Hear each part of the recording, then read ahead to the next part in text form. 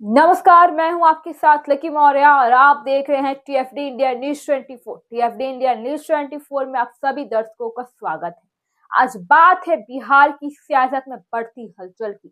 मुद्दा है राज्यसभा की 5 सीटें और एनडीए के भीतर शुरू हो चुकी है बयानबाजी। बिहार में 9 अप्रैल को राज्यसभा की 5 सीटें खाली हो रही है।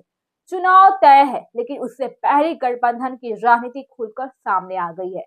एनडीए के भीतर अब हिस्सेदारी को लेकर आवाजें तेज हो चुकी हैं और सबसे बड़ा बयान आया है केंद्रीय मंत्री हिंदुस्तान अवाम मोर्चा के प्रमुख जीताराम मांझी की तरफ से।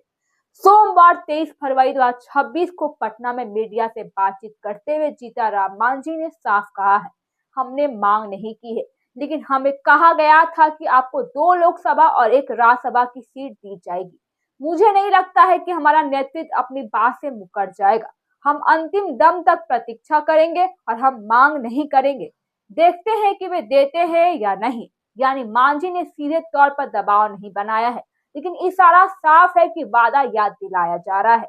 अब सवाल उठता है कि यह वादा किसने किया था और क्या वह निभा पाएगा। मांझी की पार्टी राजेश कुमार ने भी पहली एबीपी न्यूज से बातचीत में दावा किया था, हिंदुस्तान अवाम मोर्चा को और एनडीए में क्या कम आंका जाता है।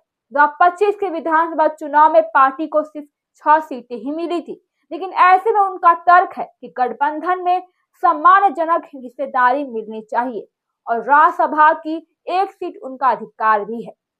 राजनीतिक जानकार मानते हैं कि यह बयानबाजी सिर्फ सीट की मांग की नहीं है, बल्कि गठबंधन के भीतर ताकत दिखाने की कोशिश भी है।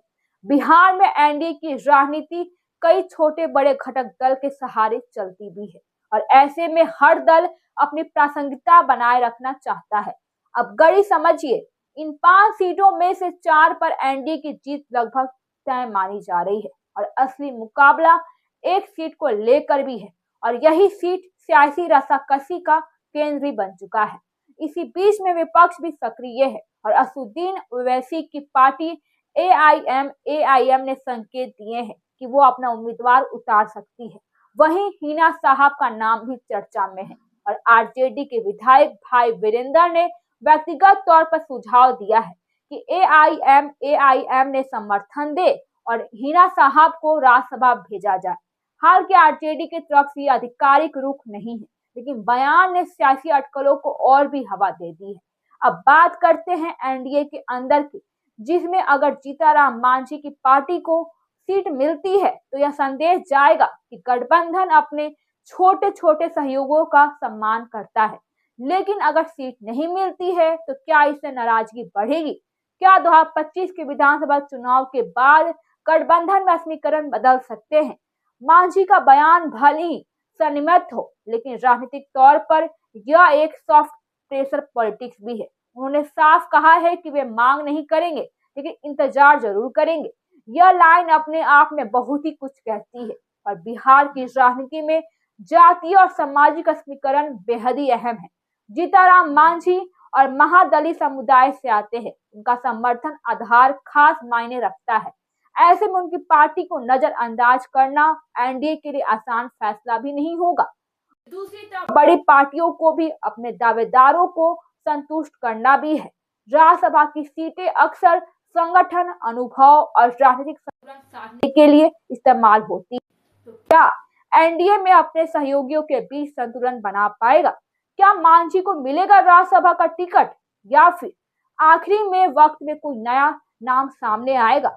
फिलहाल बयानबाजी शुरू हो चुकी है और वादे की याद भी दिलाई जा रही है। अब सबकी नजरें 9 अप्रैल को पहले होने वाले राजनीतिक फैसलों पर है। अब आप क्या सोचते हैं? क्या जीताराम मांझी की पार्टी को राज्यसभा की सीट मिलनी चाहिए? अपनी राय हमें कमेंट में जरूर बताएं। फिलहाल अभी के लिए बस इतना ही। मैं हूं आपके साथ लकी मौर्य। टीएफडी इंडिया न्यूज 24 पर हमारे चैनल को सब्सक्राइब कीजिए और शेयर कीजिए।